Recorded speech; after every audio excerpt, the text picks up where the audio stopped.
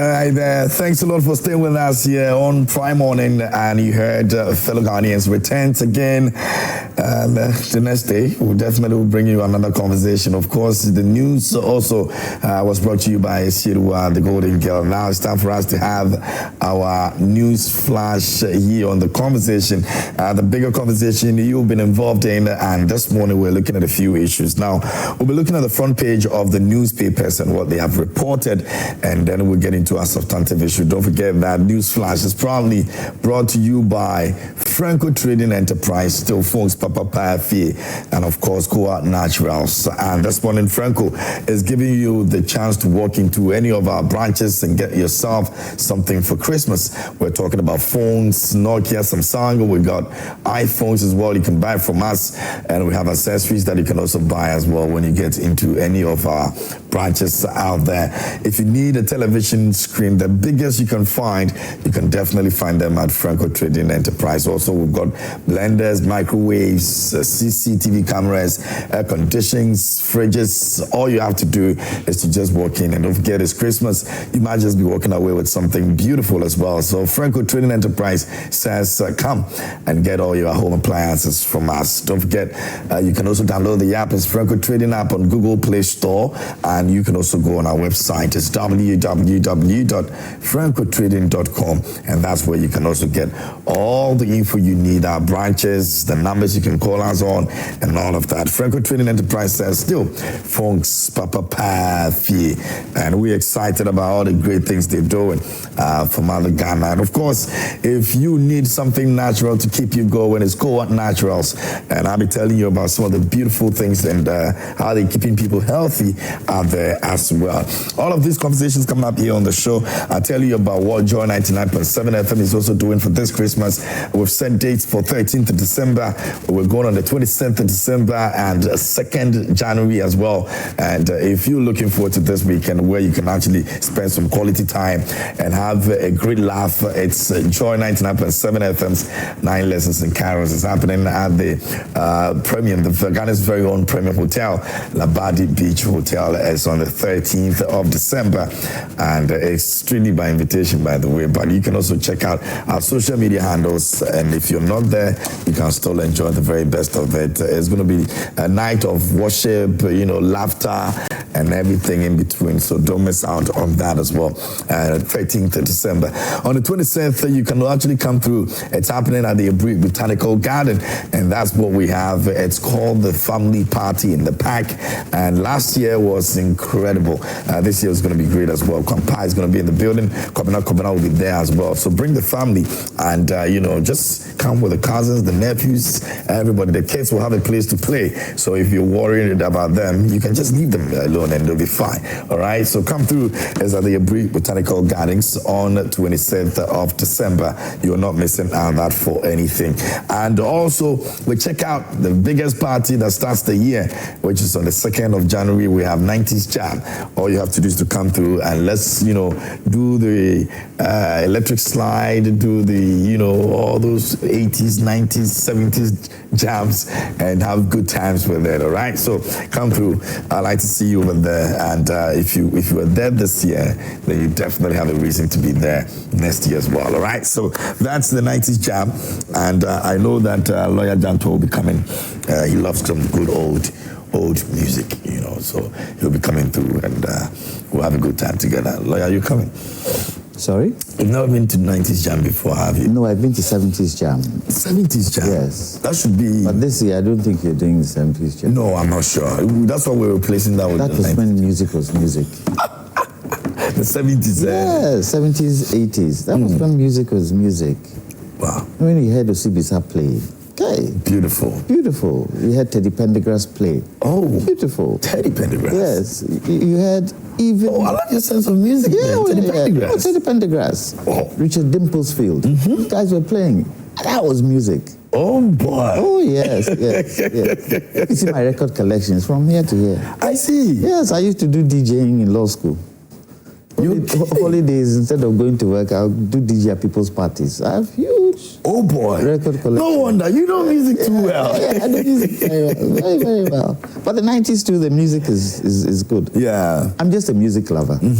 I listen to all sorts of music. Oh, then as for second, I'm wherever you are, I'm coming to pick you and take you straight to 90s. Yes, wherever why you not? are. Next year, I think we will have a good time. Next year is going to be a good year. Yeah. That one, I profess it and I speak into it. Amen. I'm not going to sit down for anything to get us down. We are coming out of IMF, and it will be a good challenge for us to show whether we can continue sustainability and not spend excessively. And the president will be able to tell us, guys, we are going over budget, so we are halting. Yep.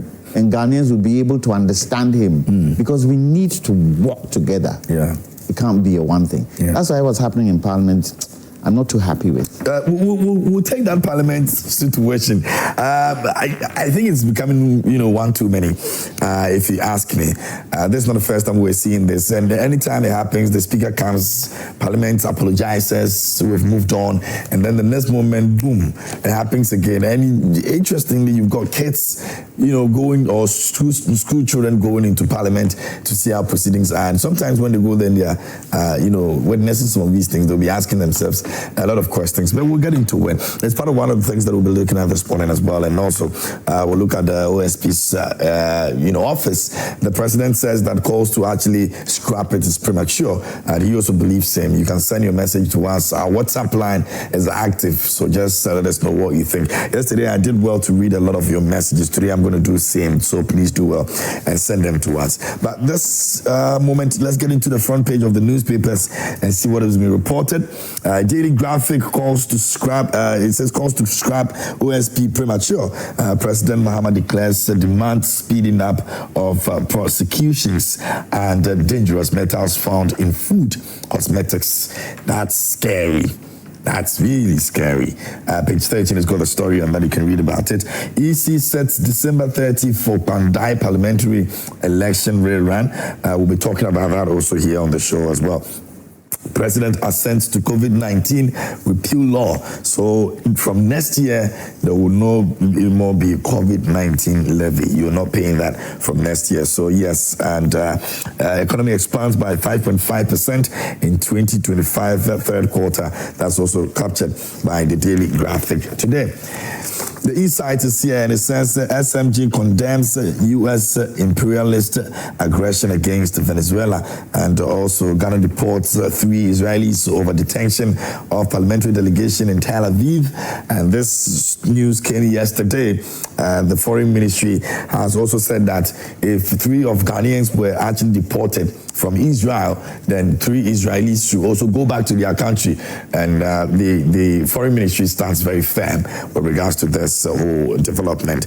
And some people have actually also congratulated the Foreign Ministry on social media for taking a bold decision to work on this, because, well, really, we always have to stand firm with our people and ensure that diplomacy does not give other people the right to treat Ghanaians the way they want to treat them. Anyway, so that's also some story you can check out. And another story over here says Mahama says no, and it says the president captured on the front page towards the procurement of right medicine. Ghana Medical Trust Fund partners Pittsfield, they have to improve quality of life of Ghanaians, and Prestia residents petition Mahama over health. Goldfields illegal refusal to release abandoned shaft to local small-scale miners. That's also captured by the Insight. Or Chipman Jasahene denies tension in Kwabing, calls for arrest of individuals spreading fear. SNIT at 60, building a lasting legacy of service and social protection. That's also captured by the Insight. Away from that, Daybreak is here, and it says Sky Train case. AG first witness ordered to produce 16 emails, and scrapping of OSP, it's premature. Mahama says so. And Cocoa Board, $5.8 million go waste as farmers smugglers trade. And Ghana deports 3 Israelis in retaliatory move. That's also the Daybreak newspaper.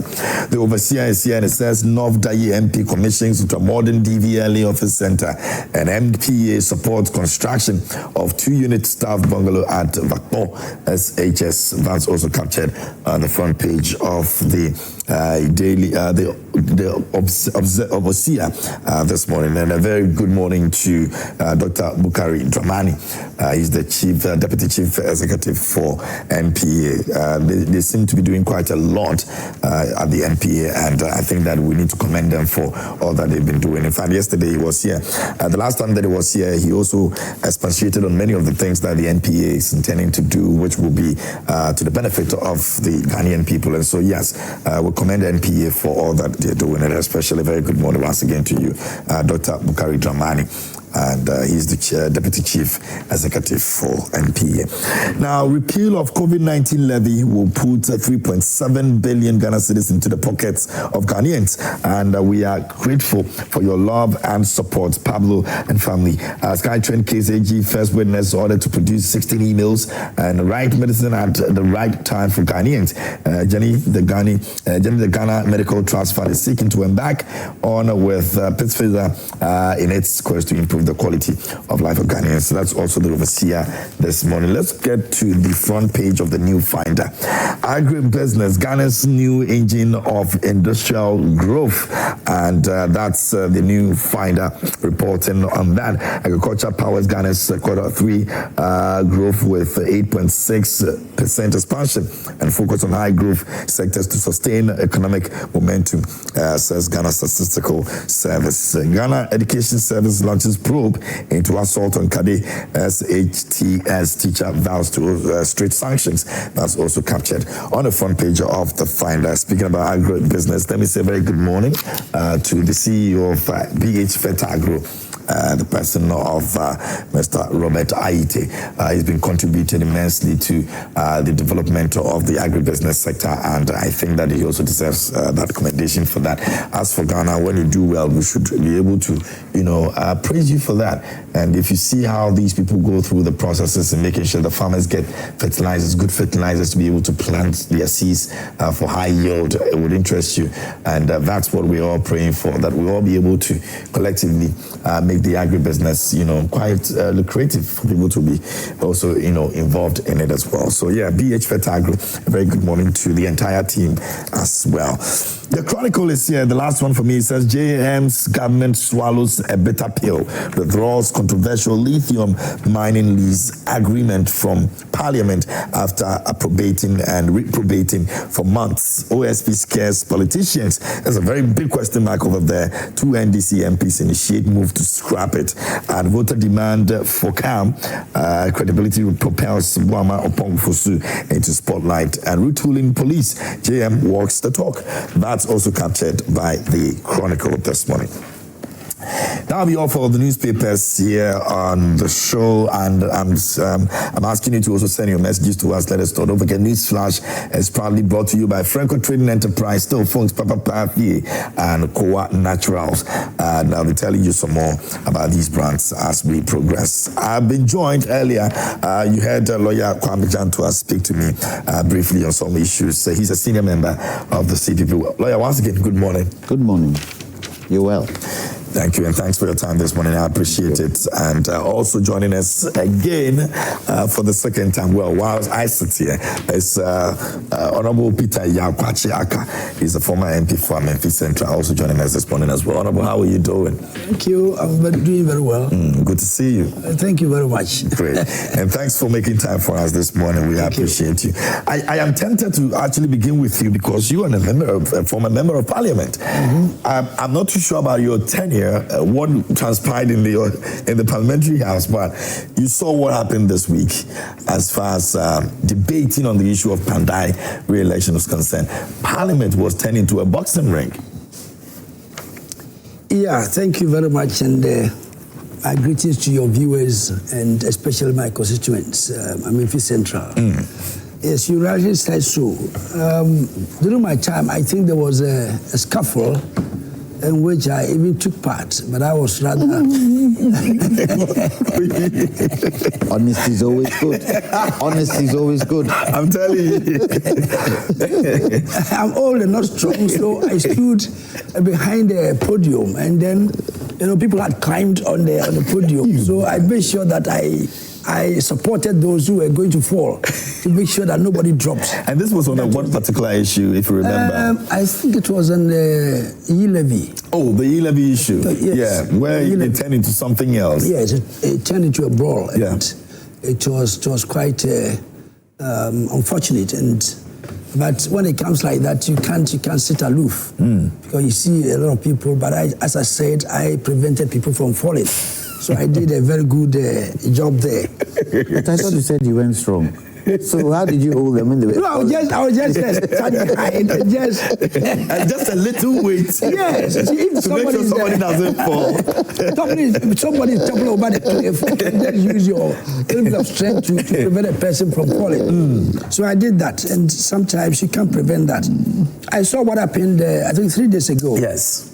Yes, when the minority protested that the Kpandai case was being referred to the EC for the commencement of the election process. Yeah. So I believe that it was unfortunate because the first time the speaker spoke about it, I think when the majority wanted the man to be walked out, okay, the speaker came out and said that no, when a court judges a case, when there's a ruling, you need to wait for at least 7 days for a stay of execution or any other appeal or something. And so that it will be very wrong for the majority to prevent the man from coming to Parliament, which they all agreed after the ruling. So the 7 days elapsed, and they were waiting for the stay of execution. Apparently they had applied, but it had not taken effect. So by law, Act 112, I think it's Act 112 clause 5 mandates the clerk to inform the EC that there is a vacant position in Parliament, which he did. That is after the expiration of the 7 days, which was on the 1st of the month, December. And the clerk waited for another 4 days, and on the 4th informed the EC that there was a vacant seat, which was, according to Constitution, and Constitution requires that the clerk to Parliament notifies the EC whenever a seat becomes vacant. So I believe that he did his constitutional duty. And this did not go down well with the minority, and it made them protest. But I believe that sometimes you just want your voice to be heard. But legally, I don't think they had a case. Because as a layman, if I understand stay of execution, that the person is going to be executed. I believe that the word came from those days when people were judged to be executed. And it says stay the execution, stop the execution. So there will be an order to let you know. I don't know how this statement came about, this clause came about, but I am just imagining that maybe that's how it came about, that you have to stay the execution. So they had applied, and Parliament had been notified that they had not given any strict orders to stay the execution and to stop the execution. So if there was no any order for them to stay, to stop the execution of the criminal, then it means that they had the right to go by the constitutional provision, which they did. And I think that the minority did not have a case, in my opinion. They have to wait and make sure that the court will now give an order, a counter order, that no, we ruled that there should be a rerun. Now the order has been suspended, that you have to wait for maybe the final adjudication of the matter. But there has not been anything like that, and I believe that it was in the right direction that the clerk notified the Parliament, notified the EC for the commencement of the rerun. And I think that, as I said, if you're a minority, sometimes if you don't engage in such activities, you will not be heard. Because if But you've read comments about how people see the House of Parliament now. Are you proud about that? It is not the best. It is not the best. But I believe that if there are no physical altercations or physical involvement, then I think sometimes these things... We can pardon some of these things? We can pardon some of these things. These things do happen in many parliaments. Sometimes you need to protest and then make your voice heard, especially where they are micro. They call them micro minority. If you don't do such things, people may think that you don't even exist. So, but they must make sure that it's done in a decorous manner, that there are no physical contact, casualties, no fighting, nothing. But normal business, okay. So let's wait and see. I believe that, I don't know whether the High Court... So the EC has spoken now. They made a statement yesterday, and they've set 30th December for the rerun of the elections. We'll get into that. But let me take lawyers' remarks on what happened in the House of Parliament as well. Now, you saw it. Remarks. Oh, okay. Really relax. It's more than that. Is there any good morning to our viewers and good morning to my fellow panelists. Is there anything as infantile as what happened in Parliament? I mean, that was what I saw. The thing is that it has happened before. Yeah. And they promised us it will not happen again. So what is it? And you see, they tend to forget that it's not the individuals in Parliament that is important. It is the office of Parliament, office of the Speaker. When the Speaker walked in, did you see his demeanor? It wasn't a good sign. It said a million words. It says a million words. And you show disrespect to the Speaker's office. When the majority were bringing in the bills, could we listen to it on the radio? When they were doing all this bang, bang, bang, could we hear? And they called themselves what? Honorables. What an insult to the people of Ghana. What an insult to the people of Ghana. And why do I say an insult to the people of Ghana? They didn't get into Parliament on their own. It's the people of Ghana who voted them in. So for nothing at all, show us respect. I was disgusted when I saw it. Disgusted. What, is it a football match? And so, let me ask you, if my secondary school, his secondary school, the students there begin to be unruly, do we have a right to say anything about it? No. I mean, from what we have seen. Do we have a right to say anything about it? Legislature. My father was in Parliament for the Ejusi constituency in the Nkrumah regime. I never saw this. When there were heated debates between Nkrumah and the opposition, heated, I never saw this. And wouldn't you think, going forward, we should be better than them? What is this? What is this? And everything in Parliament is put there by the taxpayer. It will be okay, to some degree, if it so happened that all the parliamentarians went back to their constituencies and sat to their constituents and told them ABCD is what is happening, and got signed signatures for the constituents to come to Parliament to be rowdy. That the people have given you that responsibility to be. And so you ask the question, is it the people you are representing, or are you more interested in your political party? No, not at all. Treating us like this. Why? Why are they treating us like this? And the speaker is sitting and is talking, and he is shouting on top of his voice. I think in their standing orders, there's something that talks about if the speaker is on the floor, everybody should be silent. I think we haven't experienced so people can't be patient. There's no decorum in Parliament. It's a house of consensus, isn't it? And if you dare to disagree If you dare disagree, go to court. And you see, what even makes it ludicrous is the fact that the Kpandai MP has sent to the Supreme Court. Yeah. The Supreme Court is going to hear this case on the 12th of December.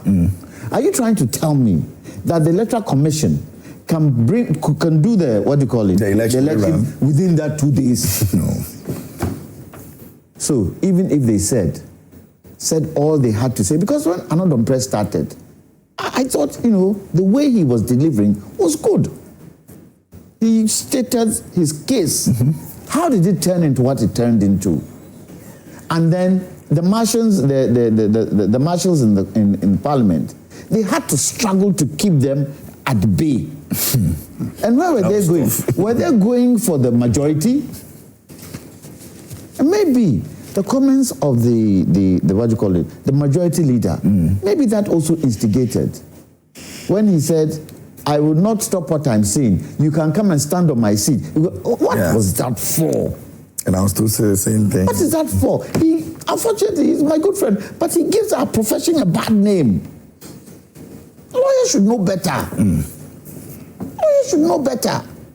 I don't understand it. What is it? For me, the MPP at this point, when you look at the, what do you call it, the election results, at this point, what they should be doing is to be building confidence in the people towards the next election. Because people are quite annoyed and angry with them. Build confidence. If I were them, I wouldn't even waste my time. I would go full force into the constituency and campaign fully and show people that we are still ready to stand an election. You are doing this in Parliament. You think people are not watching? No, look, don't take Ghanaians for granted, though. Every politician should learn from the last election. Don't take Ghanaians for granted, and they will punish you. They'll punish you. If President Mahama steps out of line, if any MP steps out of line, Ghanaians will punish you.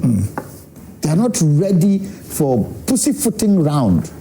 They are ready for business. But you who are in Parliament, who should be ready for business, look at what you are doing. You are acting like school children. Because of what? Tell me. Because of what? One seat. And that has happened before. And we have said never again. We saw what happened with the vetting process, where, in fact, things were damaged, tables were raised up high. Who headed that one? Microphones were torn. Who headed that one? It was the same. Who headed that one? Wasn't Anodom Press? Wasn't he there? It was staying the same person. Wasn't he there? If I were the political party, I would look at my friend people and say, no, this isn't good for Ghana. Let's change them. Let's change them. Ghanaians need a credible opposition. Unfortunately, my party, I don't know if they're good. But Ghanaians need a credible opposition. United Party.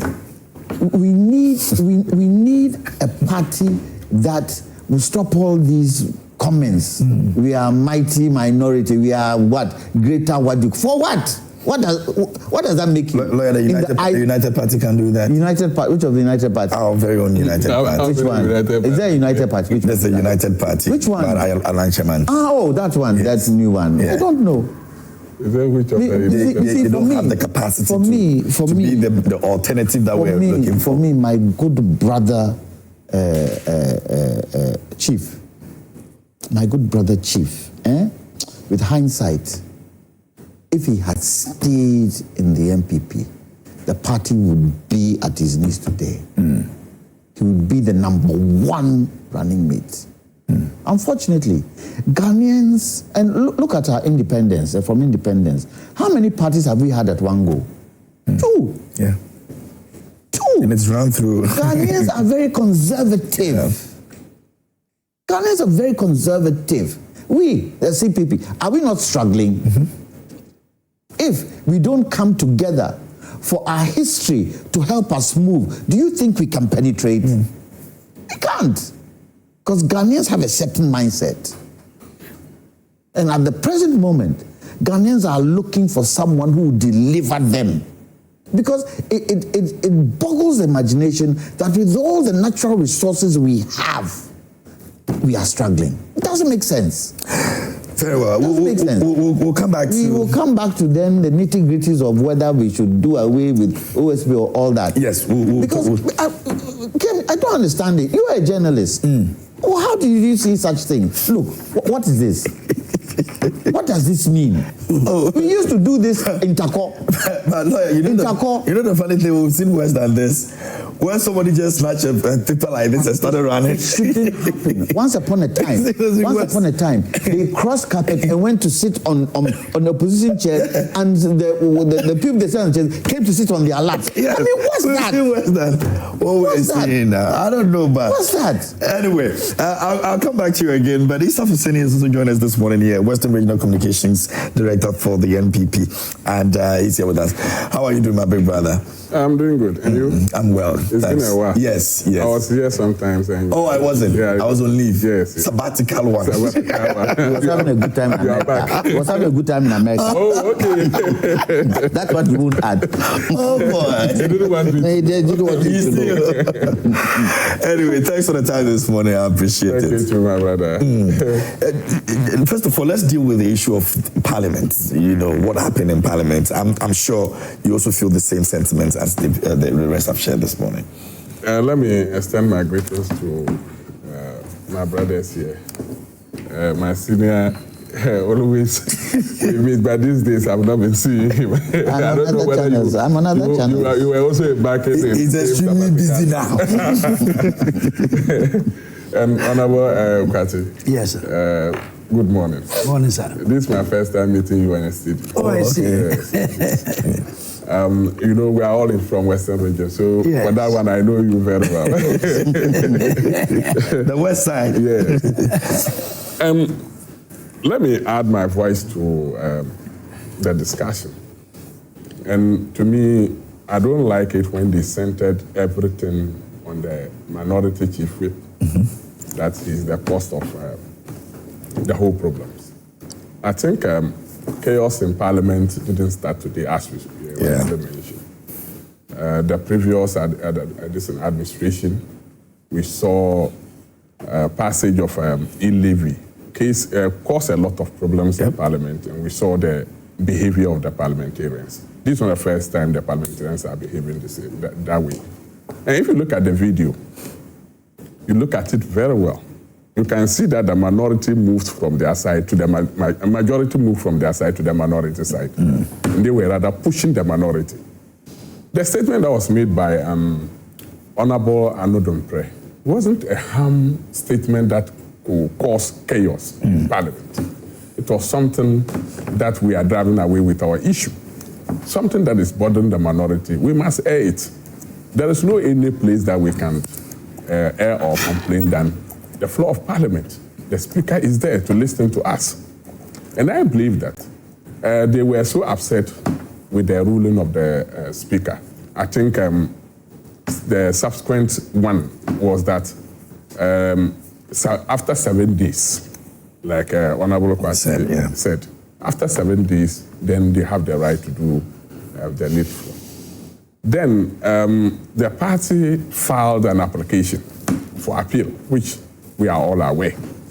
And we thought that they would have waited for the appeal, for them to rule on the appeal, so that place they can take a decision. Because there was a trace on that you can go back. I think the last administration, the Honorable ejaculation issue. Okay, issue, yeah. Yeah, Honorable Ackah was there, was in Parliament. The argument from the minority side at that time was that once he has filed for appeal, let's wait for the appeal court to give their ruling before we can declare the seat vacant. That was the argument on the other side. We didn't throw blues. We didn't go and fight them because they argue in that manner. Let the law work. Let's look at the rules. Let's look at the laws.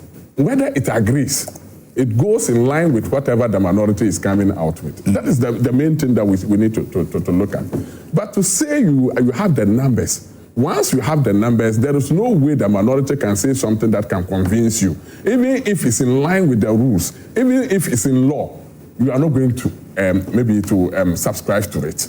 And that is very unfortunate. We are now looking at rule of law is different from what we are doing in Parliament. We can argue through exchange of a statement on the floor of Parliament, but to the point of rising from your seat to move to the minority side to go and attack them is very unfortunate. I don't think it should be repeating itself in our democracy. Even though we've seen through those things in various parliaments, like other countries, like I think South Africa and other parliaments. Even in Uganda. Yes, you can. You see, but we don't have to go on that line because we have practiced this democracy since 1992, and I think we ought to know better. Because to me, the worrying part of it is that the minority is so aggrieved because they thought the seat that was declared vacant doesn't deserve to be declared vacant. Because based on the ruling, you can see clearly if lawyer Gentoko maybe agree with me, you can see clearly that the ruling, there was an error in ruling. To me, if I look at it, because if you look at the whole ruling, somebody who goes to court with 41 polling stations, ending up declaring that we should go and rerun all the 151 polling stations in the constituency.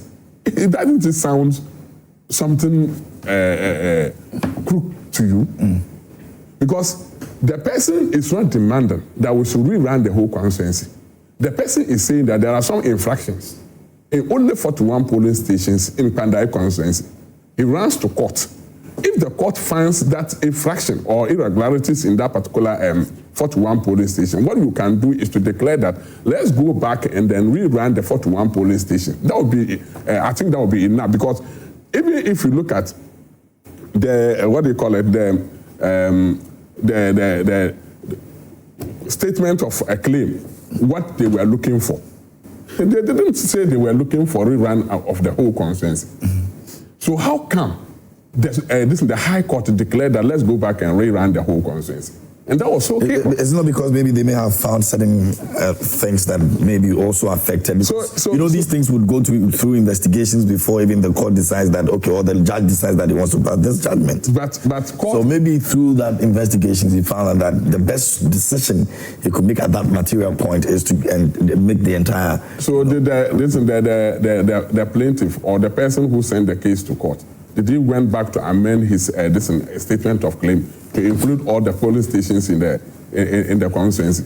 Or the judge took a unilateral decision by saying that I have seen irregularities in the other that's what I'm thinking. Maybe a council will give us. What I know is that once you go there with the statement of claim, whatever you think the reliefs that you are looking for in Parliament, I think that is what they have to grant for you. But to go beyond the reliefs that you ask, you understand, it's something that we should be questioning. Is it that the judge himself has some interest beyond whatever the plaintiff has brought to him to decide? Is it that he has an interest? And that is why, you see, and we have to look at it this way. You have 180, I think 89 or so members of Parliament on the majority side, including independent candidates on the majority side. What do you need the additional seats for? What do you need them for? By rushing to declare a particular seat vacant. If you have about 189 and you think the majority is a micro-minority, now you describe them, and you have the mighty majority, what are you looking for more seats for? Just to go and then create a lot of problems. But you see, the chiefs of that particular place talked about the insecurity in the area. Did the government consider that? That rerunning the whole constituency will cause a lot of problems. There is also possible that the Honorable Matthew will retain that seat. It's not possible. From where the NPP sits, you think that it's not possible? No. For that one, determination of whether he can being voted again or given the nod again is something that researchers can give us that particular information. I don't have any information to that effect. But what I know is that even if we say let's go back and rerun the 41 polling station, the whole constituency. The problem here is insecurity, one, that we need to look at, because the chiefs around that area made us understand that the security is not that conducive. The national security should brief us I know the government knows what is happening in that based on national security briefing. You understand? So if we are to go back and run one consensus that will create a lot of problems for us, why not avoid it? Why not avoid it? The government, we decided that in Tamale Central, we lost our dear one in Tamale Central. We decided that we will not go and contest the elections there because we felt that the man, that the way he lost his life is something that we need to sympathize with the family and the people of Tamale Central. So we didn't go to contest the election. NDC ran their elections alone. You understand? So even if you have a lot of seats and you realize that these are the real irregularities, why don't you advise your candidate that for the peace and sake of this country, you forsake it? So the NDC, in essence, has been greedy. If you... That is what I'm trying to say. Because if you are not greedy and you want to amass all the seats in this country, and the idea is that let's declare this in the state, one-party state in this country, and they avoid the minority. Whatever they want to do, we don't care. And you know the allegations that are coming out from this case, this particular issue. The allegations are that the government want to amend the constitution to favor the current president to go for the third time. You know that. But he's constantly denying any knowledge of that. Yeah, based on for public records, the president has said that he's not going again. But people are pushing that he should go. You see, the lawyer knows what I'm talking about. The Constitution, the provision of the 1992 Constitution, Article 66, Clause 1, makes it very, very clear. Makes it very, very clear that you have only 2 terms. And that's what he intends to do. And that is, at least from what we've... So where is this coming from? There are people saying that the president is going for the 3rd time. Where is that coming from?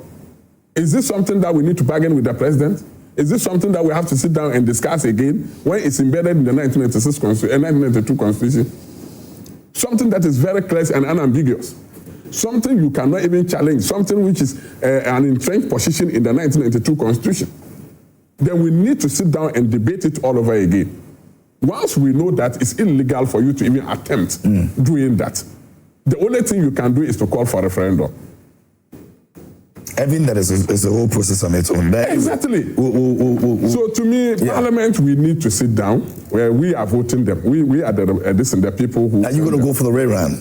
Is the MPP going to go for the rerun? Or no, if we'll just allow the NDC we are going to, you know, the party has filed for appeal. Yeah. So if the appeals also fail, and then automatically we'll have to go for a rerun, and we'll go and rerun. We are not afraid to go to the constituency and campaign. But the right thing must be done, because if we are to bully our way through, to say that because we are in power, we have to declare the seat vacant at all costs, and we have to take it back at all costs, that will be the problem for the country. And I think that the president needs to advise his people in Parliament, and they need to tread carefully. All right, very well. Thank you, Mr. Fuseni. Now, let me go to Honorable. Yes. So maybe you also dovetail, since Mr. Fuseni has already done that, we'll dovetail into the elections, you know, the pending elections, and if it's even going to be possible.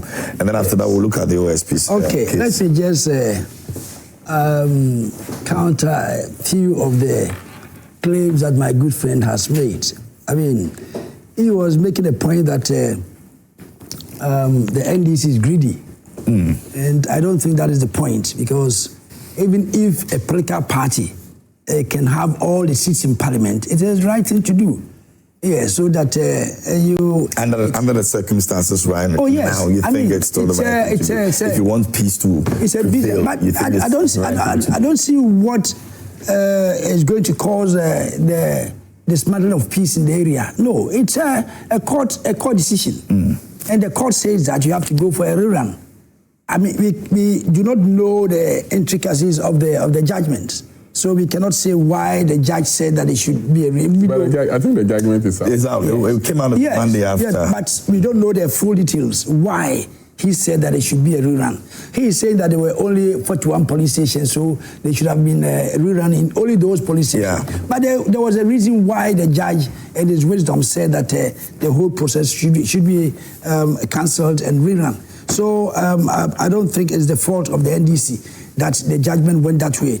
And I don't see that if we are going for a rerun, there's going to be disruption of peace. No, I don't see that at all. At any rate, It is the right of NDC to make sure that they get all the seats in parliament. Every political party. I mean, you can't fault them. That we are as a competition. If you are going to play soccer and your other team is weak, you decide to maybe score maybe 20 goals. 200 goals. 200 goals. So you also need to strengthen your side to make sure that you don't lose.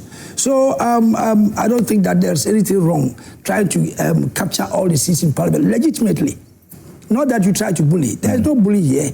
We are going for a rerun. So you prepare yourself and then go. They see it more like a bully because of the fact that it was supposed to have been a 41 polling station. Now we're doing an entire. So you can say that maybe so maybe that, from what they said, is bullying them. Then you can say that the judge is bullying them, not the NDC. Except that you are saying that maybe the NDC was behind the judgment. That well, there have been other concerns with regards but to that. There's no proof. There's no proof that that happened. Agreed. But yes. But there's a proof. Let me tell you something. Oh, before I'll let you move on. Before the judgment came out, there was jubilation? There wasn't any jubilation. There were some evidence I can show you on my phone. People posted on their Facebook that there was going to be a by-election looming, which I was so curious. So I decided to send that message to one of our elders. Asking who are these people? Are they the people that NDC? Yes, I have friends in NDC. But anybody could have predicted that. If there's a prediction is quite different from saying it absolutely.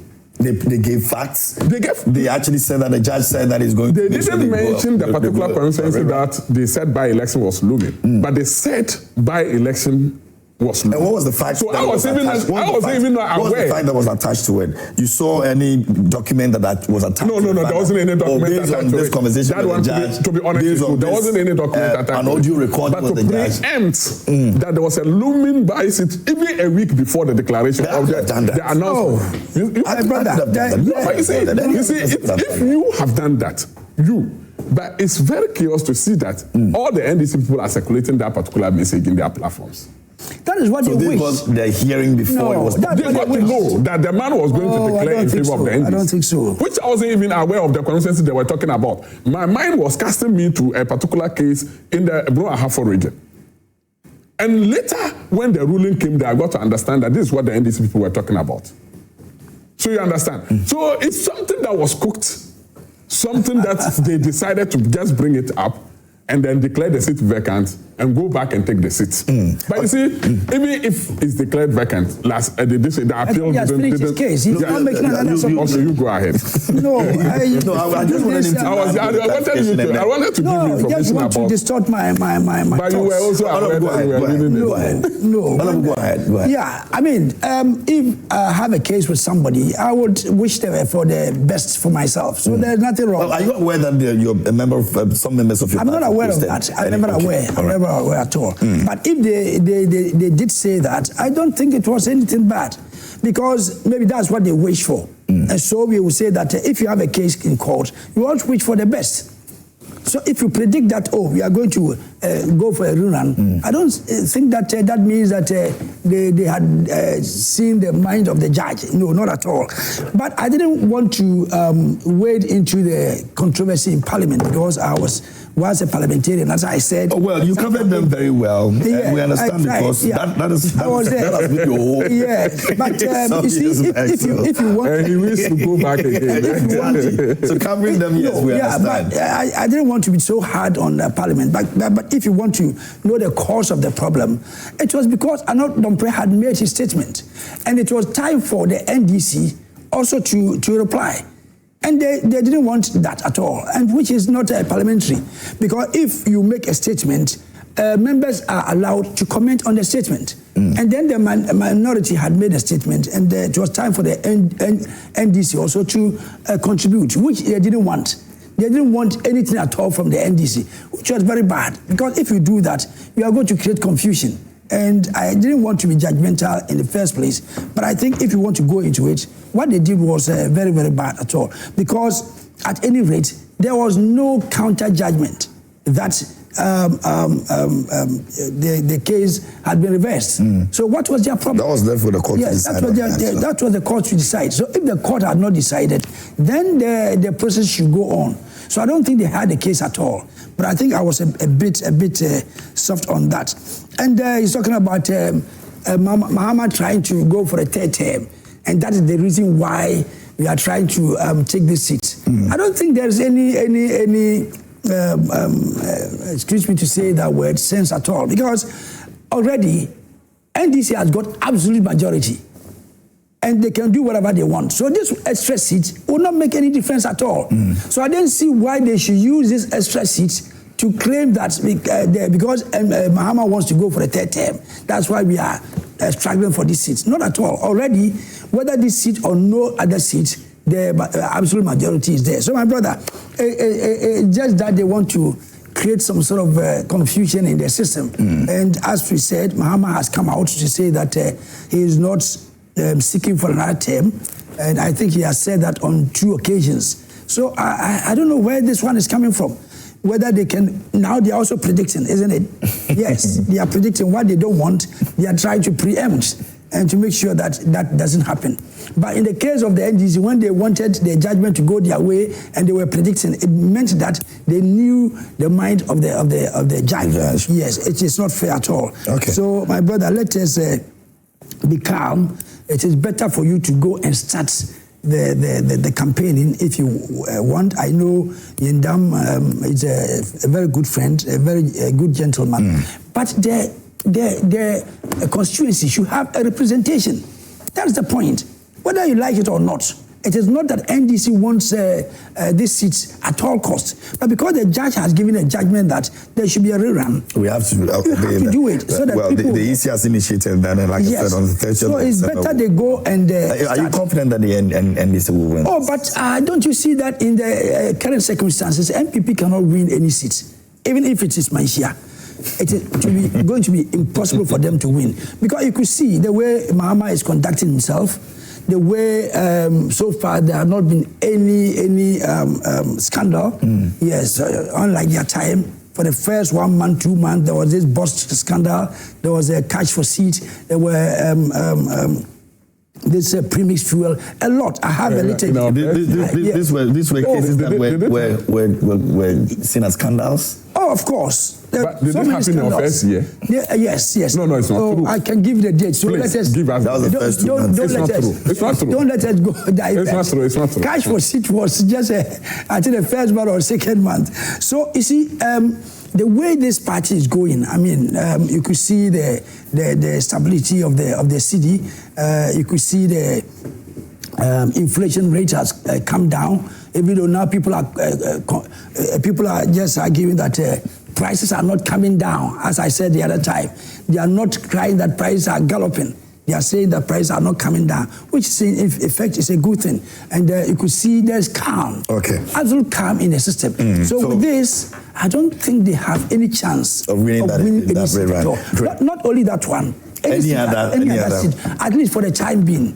They should rather concentrate on organizing their party. Like our senior man said, they should try and organize. If I were them, they should not even come on the platform to come and they should not come. How did they campaign if they don't?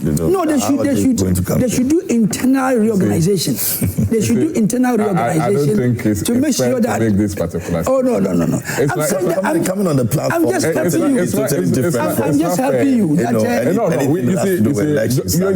Just as you have the opportunity to they also have. I'm saying that the party is where we are sitting now. You've been there before. So much in chaos. I think at 2016 we had about 169 seats. Is that not so?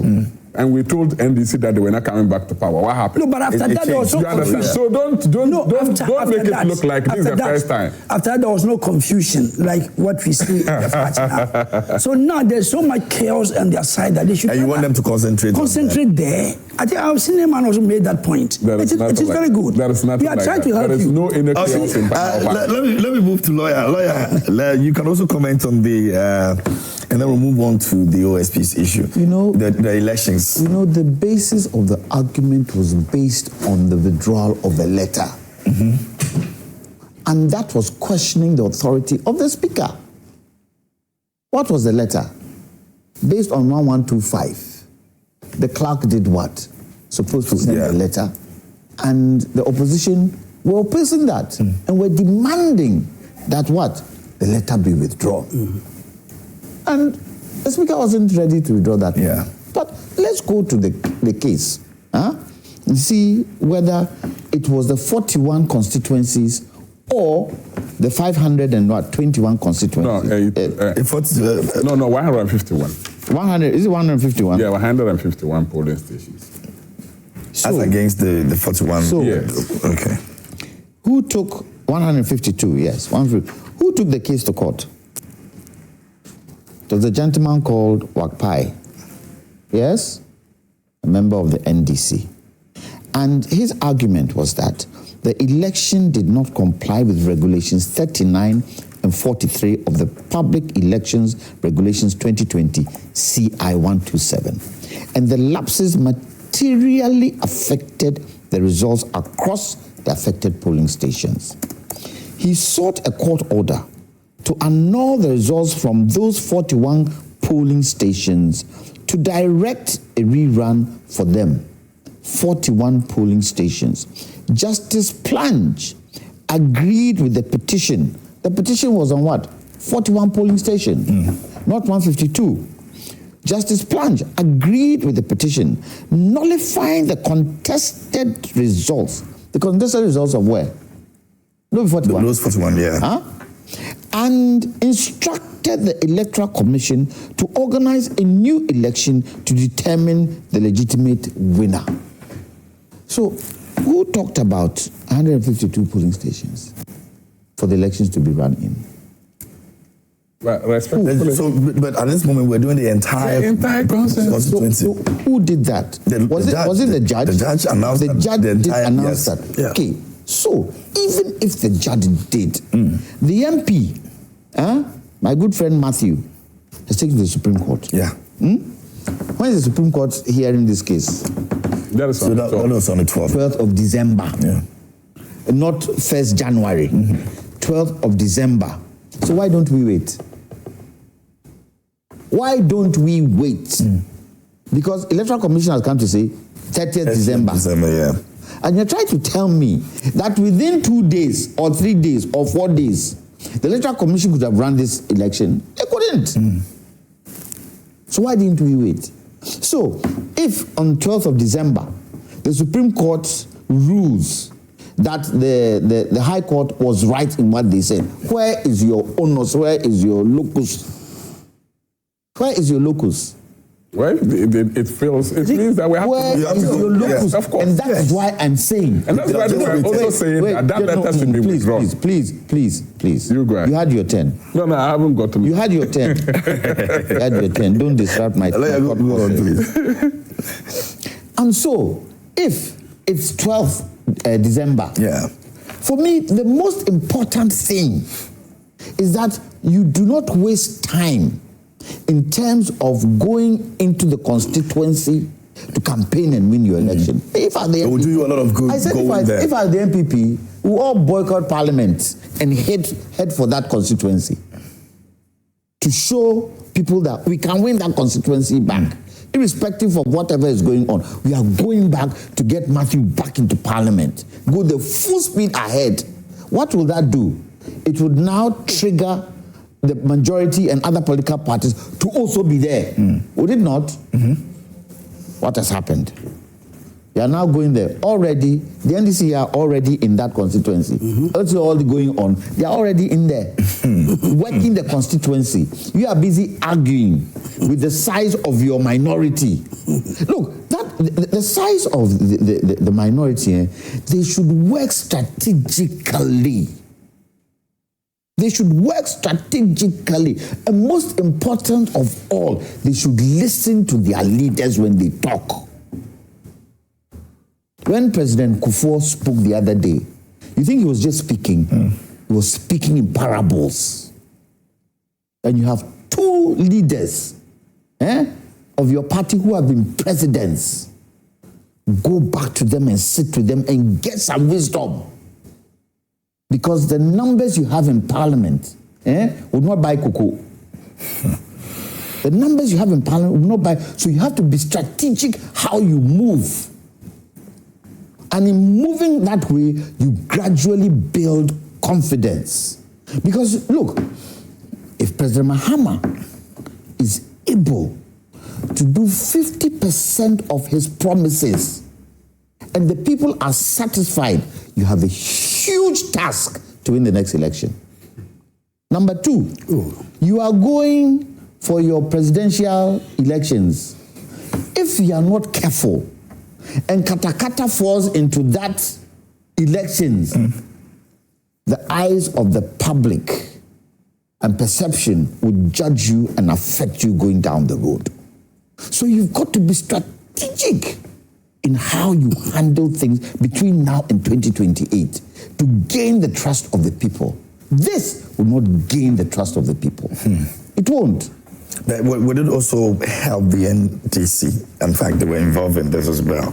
Or you think they conducted themselves in a manner... Both sides did not conduct themselves, but for me, what NPP stands the chance of losing more than the NDC. What kicked it for me was the fact that they were passing bills in Parliament and we were still shouting. That didn't show respect to the office of Parliament. They were approved anyway. Within the three governing, of this country, the judiciary, the executive, and Parliament. Parliament is the weakest link. And you've got to be able to grow yourself, to show the strength, and to show the direction people expect you to show, because you represent the people. If people have problems, two places they can go to, the media and their MP. Will they go to the judiciary? They only go to the judiciary when they have the legal. That is will they go to the executive? No. Because they know executives won't listen to them. Their political party won't listen to them. But hopefully their MP will listen to them. So you've got to be strategic. One of the big challenges the CPP tradition has and the Nkrumah's tradition has is that we are not strategic. We are not strategic. Because if we were strategic, a lot of squibbling that we are doing, we can say and say, no, let's all come together. We are one party. Let's all come together and show the people of Ghana that we are ready to rule and work our way up. Have we done it? No, because we are not being strategic. And with the MPP, because they are the opposition party now, which people look up to them, they cannot give us this kind of behavior. They cannot, shouldn't, especially when it's happened before. Especially it's happened, this is the third time. The vetting hearings. We shouldn't be seen as doing what other countries do in their parliaments. We shouldn't be seen. Ghana is a country that led independence for Africa. And we should do the right things. Right now. Do you know that a lot of African countries have come to Ghana to learn about the OSP system we have here? Have we not been congratulated on this OSP system? Have we not? And we are doing what? Kicking in football. And corruption is rife. And what gets to me, we continuously say, hey, Ghana Nisiko. Look at the embezzlements we are seeing and look at the amounts of money that is being embezzled. We don't have money. Speaking on the OSP thing, maybe we can get into the OSP. My brother, you can't respond to everything you say.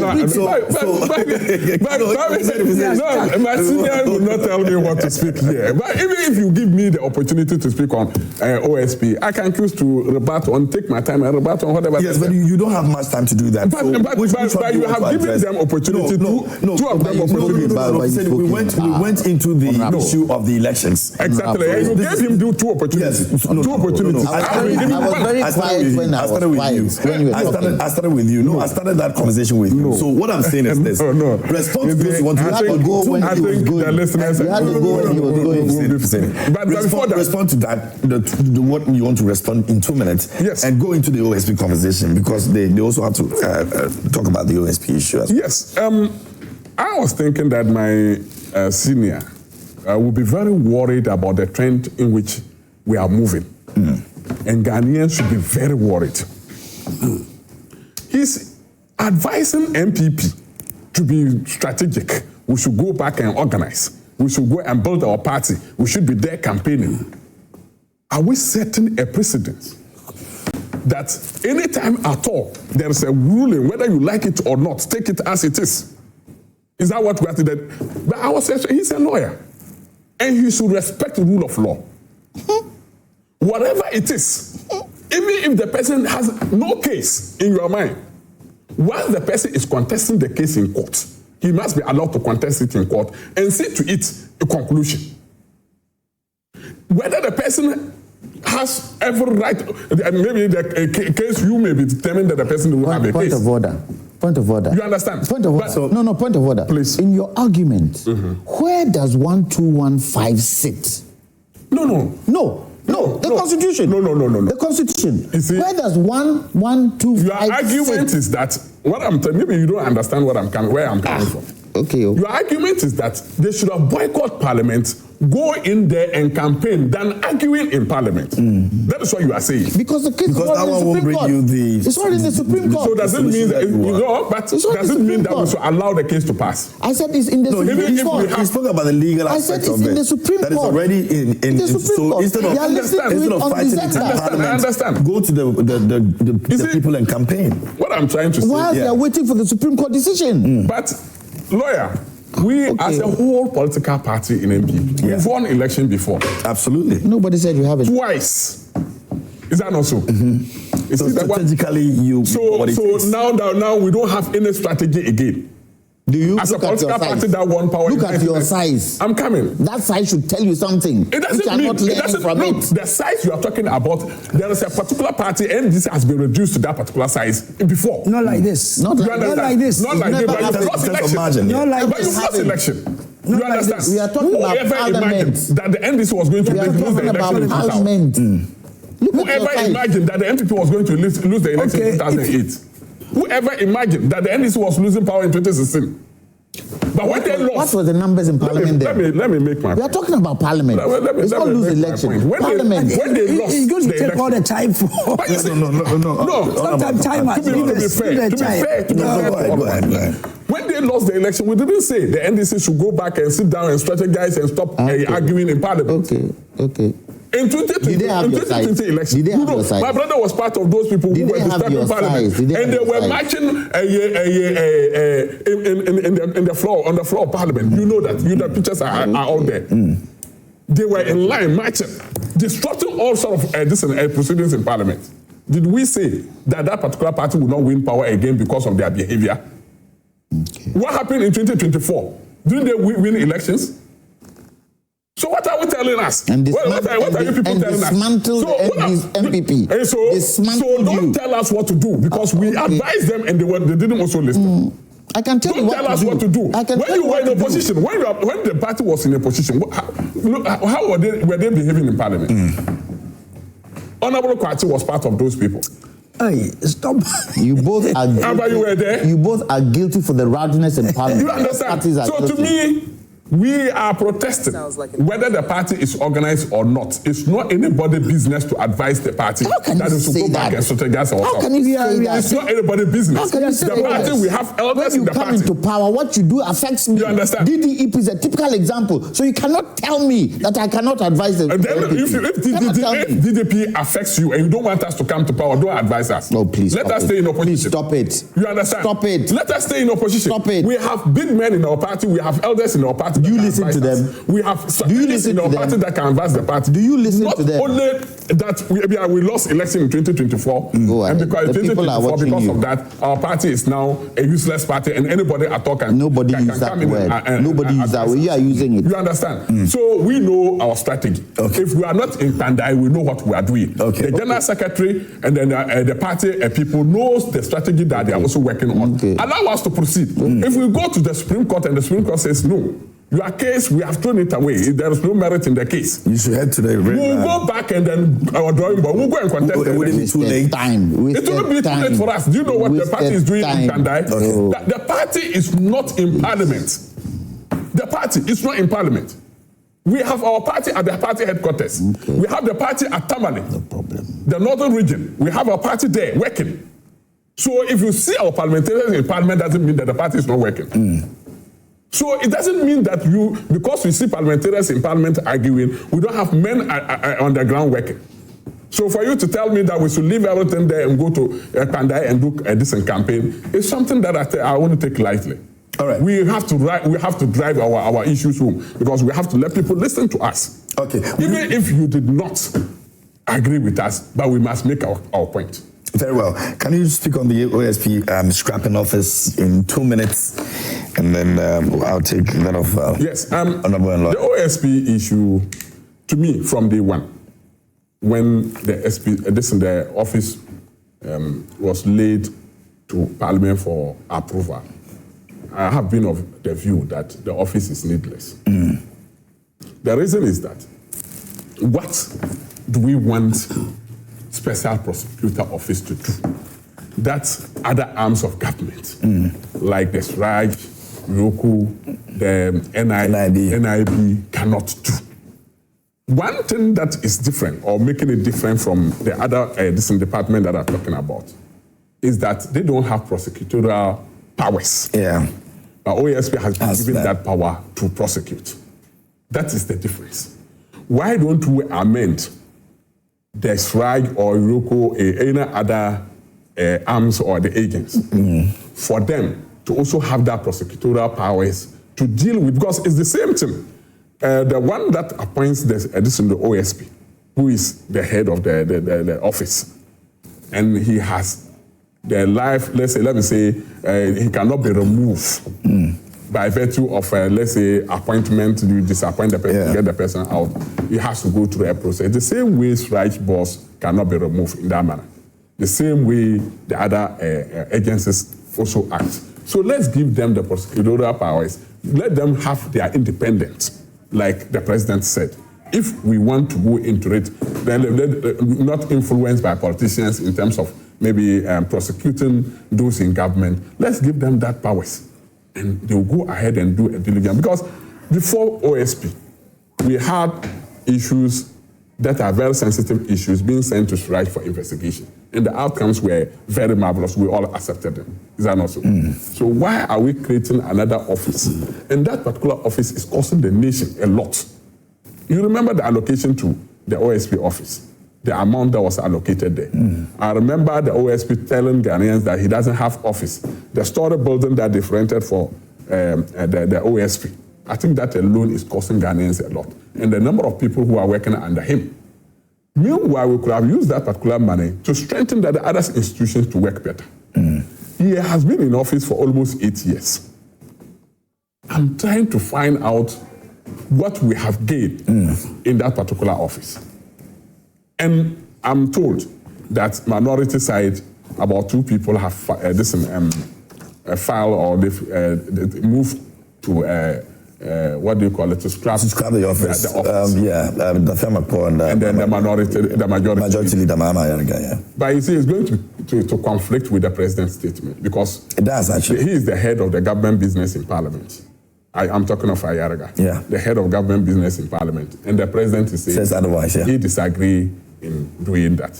So is he now going to swallow back whatever intentions that he has, or he's going to maybe pursue further to see whether people will agree with him? But definitely, as a leader of government business, he has Parliament. You understand? Whilst the government, the president is saying that don't do it, or he doesn't believe in scrapping that particular less resources and give it powers and give it more attention, it will work better to say. For me, the special prosecutor office is not different from the other people, the other actors. Okay, so you believe that it should be scrapped, right? Yeah, the Attorney General, because Attorney General is a government appointee, maybe he may be influenced one way or the other.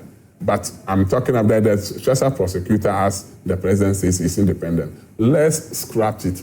Give the money, the allocation that was supposed to go to OSP, let's give it to the other institutions, strengthen them, give them the same prosecutorial powers, and they will also do the due diligence to make sure that they give us the resource. All right, thank you very much, Mr. Fuseni. Let me go to Honorable Lawyer. We'll have the last take. Yes, I heard what the president said about the OSP, and that he's saying that we should give time. And he also advised him that he should speed some prosecutions, to do this. And we all know that for the 8 years that this thing has been in power, I don't see the effects that it has had on the corruption. of the country. If anything at all, corruption keeps on going, except that when this government came to power, I think we have not had any scandal, like I say. But during previous MPP's government, it was like a chewing gum every day, daily, but nothing happened. The corruption was like chewing gum. But the president gave reasons that because the other agencies do not have the power to prosecute. That's a limitation. And again, they have their own tenure of office, so which are advantages for the OSP. However, two members of his own party, that is Ayariga and Dafiamopo, the leader of parliamentary duty, and the Dafiamopo, they have drafted a bill, private members' bill, to repeal the OSP. But I don't think there is any contradiction here. The president just made his mind clear, and I don't think there have been any discussion amongst them. I think the statement came the same day. From what I know, the president made that statement. That's his own suggestion, and these two people also came out to say that they are drafting a bill. But I think if it's going to be effective, the two arms of the government, that is the executive and the judicial, the executive and the lawmaking, the legislature, they are going to meet and discuss. I don't think the president made it forcefully that, the position should not be scrapped. No, he didn't say that. But I think he made his mind. There should be consultation. If these people are going to champion this cause, they will have to meet the president and maybe synchronize the ideas and make sure that the right thing is done. So you cannot say that they are conflicting at all. In my personal opinion, when this position was created in Parliament, I came out of the chamber and there was one lady who was so elated, saying that, now the corruption is going to stop in the country. Now the country is going to go on. Then I just shrugged it off. I said, no, my sister, it's a big mistake. I don't think anything is going to happen. If anything at all, it's going to add to the bureaucracy. It's only that people are going to make money out of that. So the system itself is not right for this. And he was not in agreement because at that time, Akufo-Addo had come to power with a full verm. The whole country was behind him. They felt he was going to shake up everything. Yeah. So everything he did was right. And not quite long, the man he appointed actually meant to do the work, which was not meant to be. I've put you there just to cover up certain things. You want to come and do the proper job. Amidu. Yes, the president saw that, no, he was not the right person. Because, okay, I'll put you there to cover up our deeds. Not knowing that you want to come and scrutinize even the sitting government. And he found out that, no, it was not to be. He had to sack him, find a way to get rid of him. Was he No, yeah, he resigned. He had to find a way to get rid of him. And the man even accused the president as the mother serpent of all corruption. Yes, he saw that the man was so corrupt. And that's why the man just skillfully brought this OSP this thing into being to cover up, to make the charade that, they are fighting corruption. It never did. Okay. That's never done. So I am of the opinion. You think we should scrap I believe that it should be scrapped. All right. I support the Ayariga and Dafiamopo's draft bill. And that they should. Okay. All right. I'm not saying that this guy disagree with the president. I have explained that the president said his mind. The president was not categorical. He was not categorical. He said in his opinion, he feel that we should give them time. What about if you give them time? Why are you so furious when I ask that question? No. Okay. Let me take that off council, and then I'll read some messages. Council will do the last for us, and then we are done. I'll just read some messages, and then we are done. I'm quite scandalized by my brother Fuseni's comments. On which one? On the scrapping of the OSP. It's a huge slap in President Akufo-Addo's face.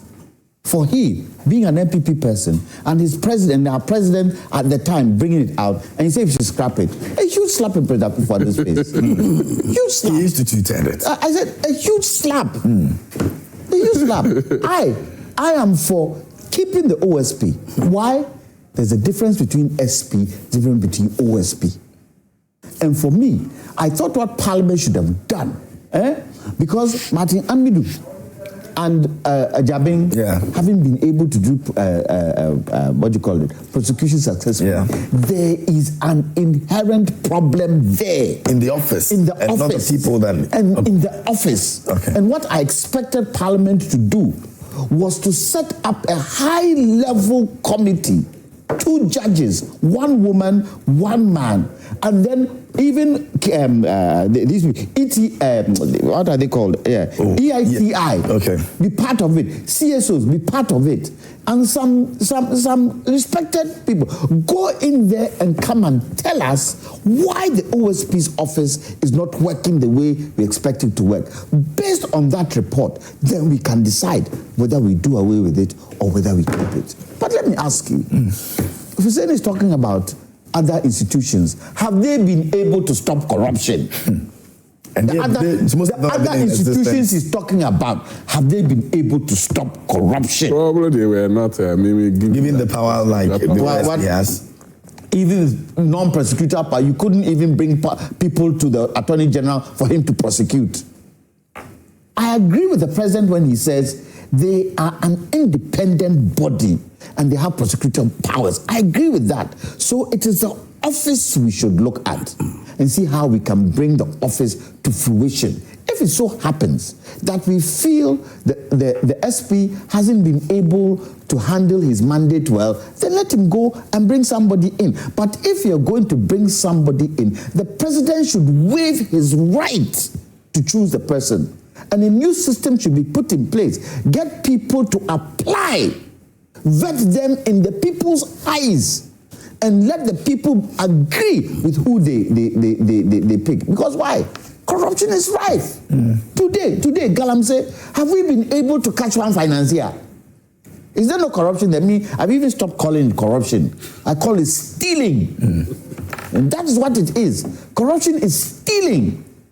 Stealing of the public's money. And you're telling me we don't need somebody who can... Look, we need somebody who is not partisan, but knows the law inside out and is not scared of anybody. Take people in power on, take people out of power on. Defiamapo and my brother Ayariga, what are they doing? They are lawyers. What are they doing? Private members, to do what? To go back to the old? Is that what they are saying? To go back to the old that wasn't able to curb corruption, to curb the stealing? Come on. Let's try as much as possible.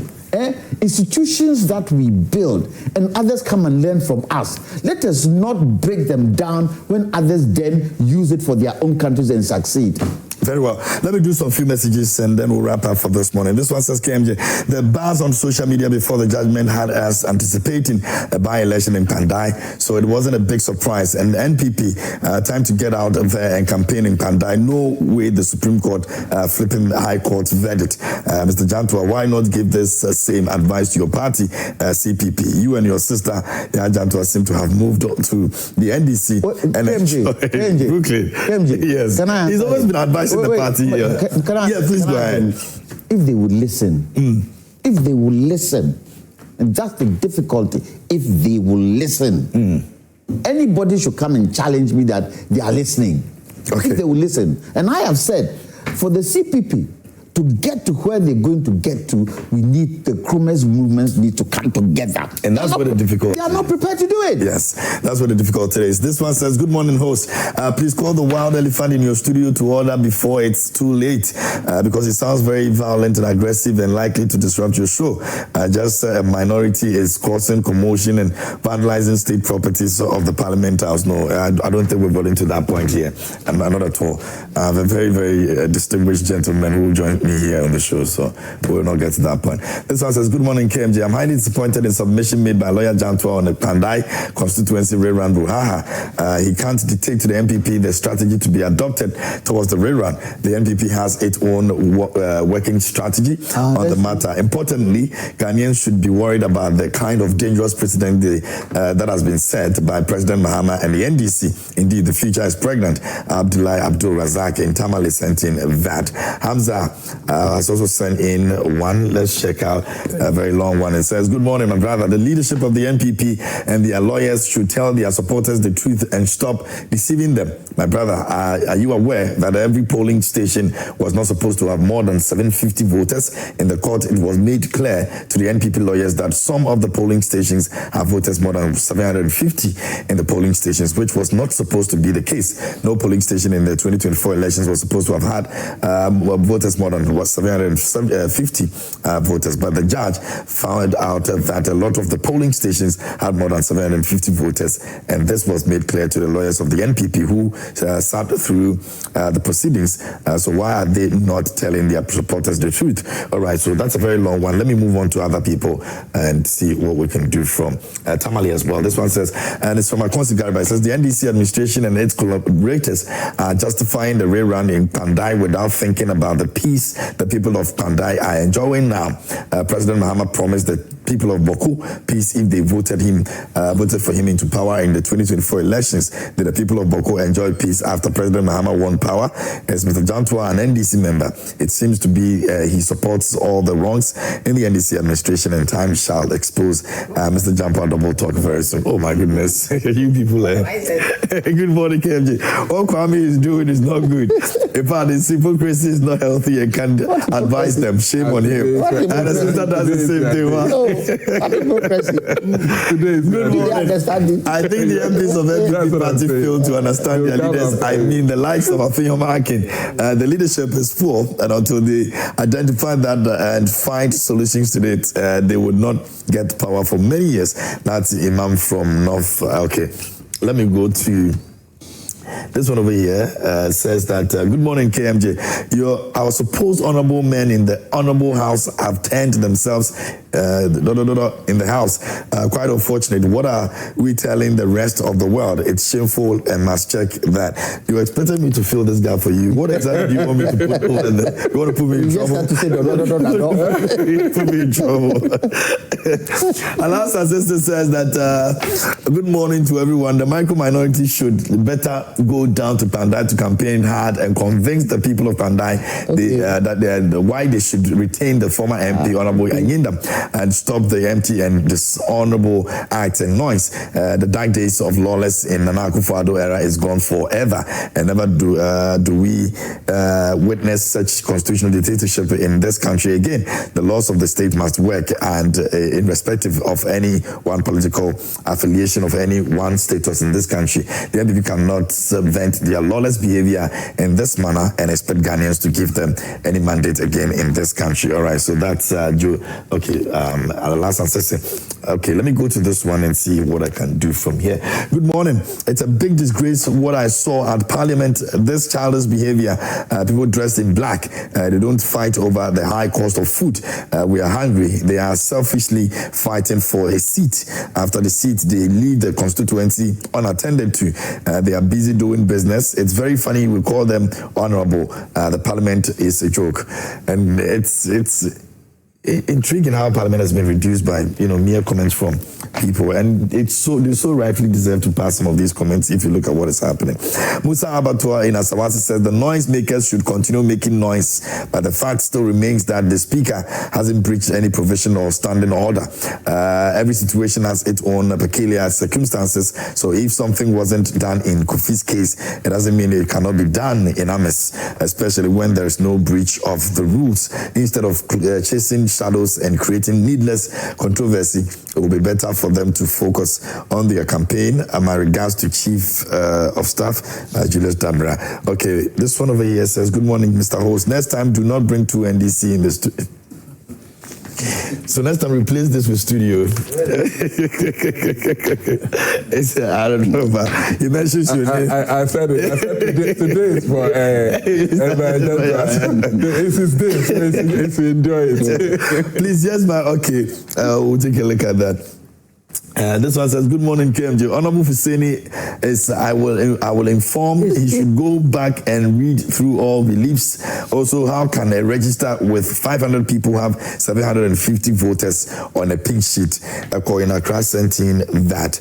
And Hadi from Pig Farm says, good morning, brother. If I may ask, this so-called micro-minority, did the court give a verdict on Honorable Jachukwe's matter before his seat was declared vacant? How about the e-levy? Did court make a pronouncement before it was ascended into law? The same people who jubilated over the dismissal of Honorable Jachukwe from Parliament are today crying foul over the dismissal of Honorable Matthew Enyinam. Is Matthew Enyinam better than Honorable Jachukwe? Criminal organization calling themselves a political party. Oh no, I don't think they are. They are a criminal organization. They've ruled this country before, and no criminal organization can go to that level. Good morning, KMJ. The NPP should know that by their such preposterous actions in Parliament, they are rather diminishing their numbers than gaining. Ifa in Techiman. Okay. Another one over here says, good morning to the Western Regional Comms Director. I like a submission. In fact, conducting a by-election in Kpandai is likely to cause the country more harm than good. Based on that, we all ought to be careful. By the way, should a by-election be conducted in Kpandai today or tomorrow, I'm confident that Honorable Matthew Enyinam will beat his opponent, Asalahan, hands down. GEM from Salaga sent in that. This one over here, the long one, it says, good morning, KMJ. Please, the plaintiff statement of claim included for annulment all the elections since the declaration was done in its absence and in different locations. Please get the rates to see the truth. The minority leader was the one who came up with that false impression that the NDC MP asked for only few polling stations. The majority leader must activate Operation Petition and remove them by collecting signatures of the consistent who voted constituents who voted to represent them to pass vote of no confidence in them, since they are doing the bidding of their party but not the interest of Ghana according to the constitution, because they weren't voted for by only MPP members but the whole community, which includes NDC, CPP, UPPPP. Therefore call the Mahama Ayariga, the majority leader and the chief whip, to initiate this work, and I will volunteer to help. The partisan nonsense must stop. Okay. This one says, good morning, KMJ. It is rather unfortunate listening to the hypocrisy of lawyer Jantua when the Amenfi Central Jachukwe case came. This same lawyer, Jantua, supported the opposition NDC by twisting his mouth this time around. What have I said wrong? He should concentrate on building his collapsed CPP. What have I said wrong? When they say you're NDC, they end up bringing CPP again.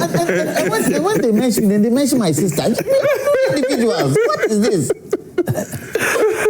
Good morning. This is Abdul Ghani. No, but I told you today you are doing. It's the issue not aware that there is a pending stay of execution on the High Court ruling, as well as a case that at the Supreme Court challenging that same ruling.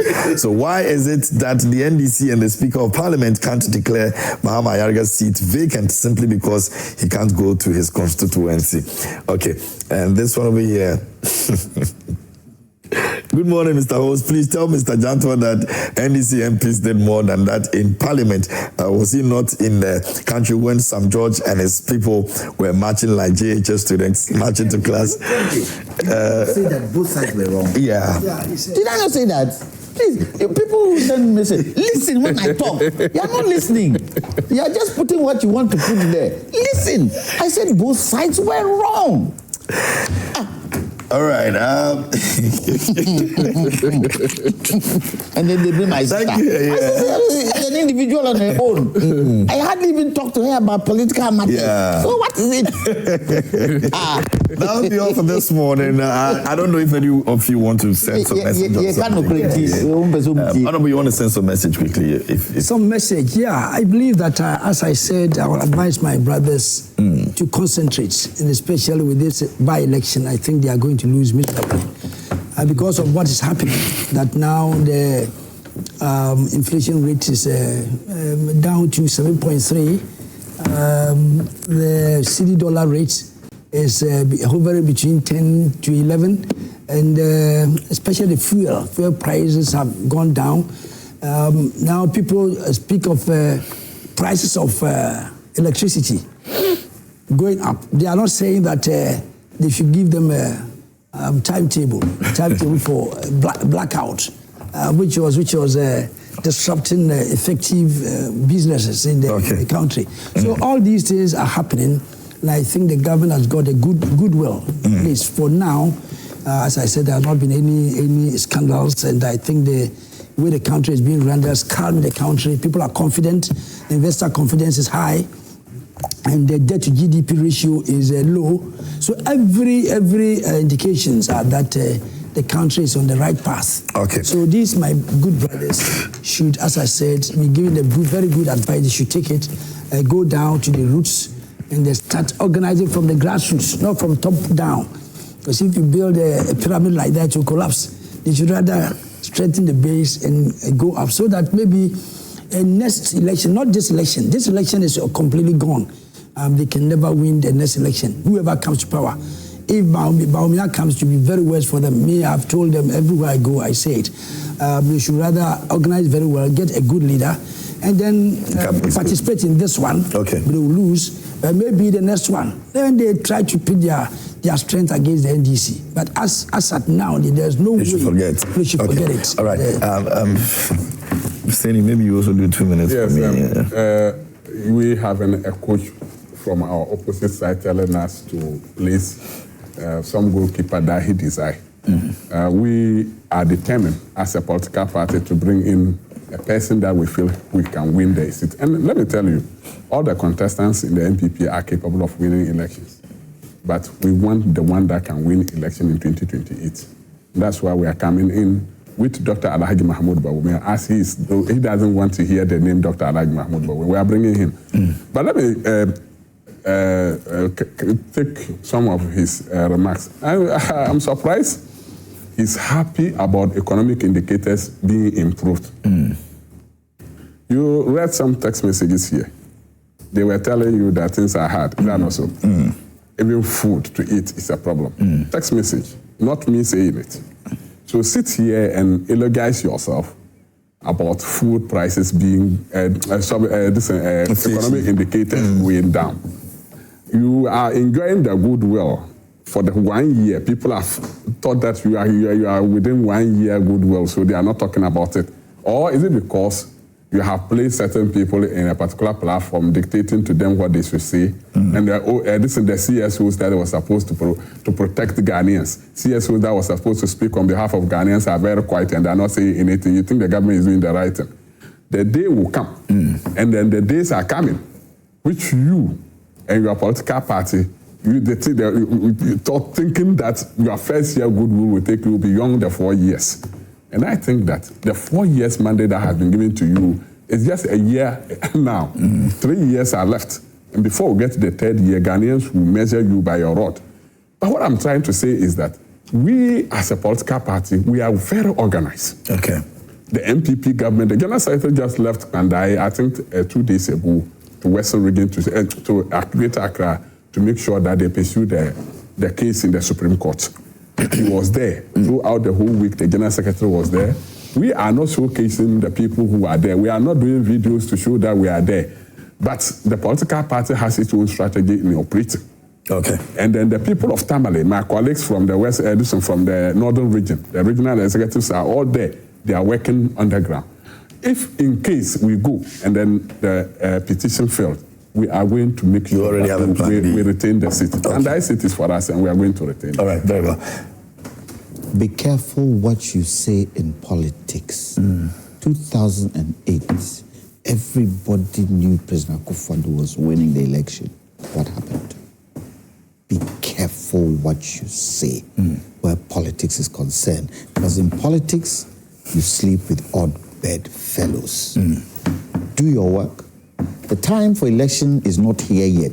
2028 is not here yet. 2028 will come with its own known machinations. Just need to work, both sides, all political parties. But let me use this opportunity to congratulate the Minister of Energy for his finishing his development and finance course and he's graduated with a PhD. Oh, that's beautiful. Congratulate him for what he's been able to do. Yesterday, something beautiful happened, which I wish we would learn from it and Parliament can learn from it. Yesterday, Yaw Kwakye Ackah, who used to be the executive of PURC, launched a book. Former Minister of Energy, my nephew, Napo, was there. Former Minister of Finance, Amin Anta, was there. Deputy Energy Minister was there. A mixture of NDC MPP were there. And they all spoke positive about our country and what needs to be done, especially in the energy sector, for our country to go forward. It was beautiful. And I wish we would learn sometimes, sit together around the table for certain issues that are national issues and bring our minds together for the country. Remember, we are building a nation. We are not building a political party. And there are certain things where we need as a nation to be able to sit together and talk about. Galamsey is one of them. Education is another. Agriculture is another. Housing is another. It directly affects the people. And shouldn't think that whatever we have is kosher and can solve problems. It's not everything in a party's manifesto that has been able to solve problems. President Kufuor built hospitals. Some of those hospitals he built are unfinished. It's still in the bush. Is that not causing financial loss to the state? So, in as much as we love our political parties, sometimes we should speak with one voice to build our nation called Ghana. Amen. Very well. Thank you very much, Council, and thank you very much for speaking. But I want to pass information to the Honorable. Oh, my brother. No, you are in government, and you know we are all from Western region. There is some press issue that I want him to take it to the president. You know, but you can speak to the president. And he is closer to me. Okay, so the issue is about Ahanta West Agenda 111. It has been completed and commissioned. Okay. That particular building has been abandoned since NDC came to power. Okay. It's completed though. And they are not opening, they are not, it was commissioned, I think, that was somewhere in November 2024. Okay. Until date, the whole thing is sitting there. If you go there and see the infrastructure, it's getting deteriorated. Wow. So please send the information to him and to others that the Ahanta West people need the hospital. It's for the people. It's for the people. Yes. That one they should do. Exactly. For the people. Somebody is saying this. No, let's not. Yes, it's the people. As for this one, everything was completed the moment MPP left power, and then NDC came and left it. Is that what he's doing? Yes, that's the impression. So go and investigate it for us. I was part of the inauguration, the day of the inauguration. I was there. I was there. But media, go and investigate and come and tell us. Leave it to them. But you know, it's a direct message to him. So you take it to the president. It's for the people. It's for the people. It's for the people. That will be all for this morning.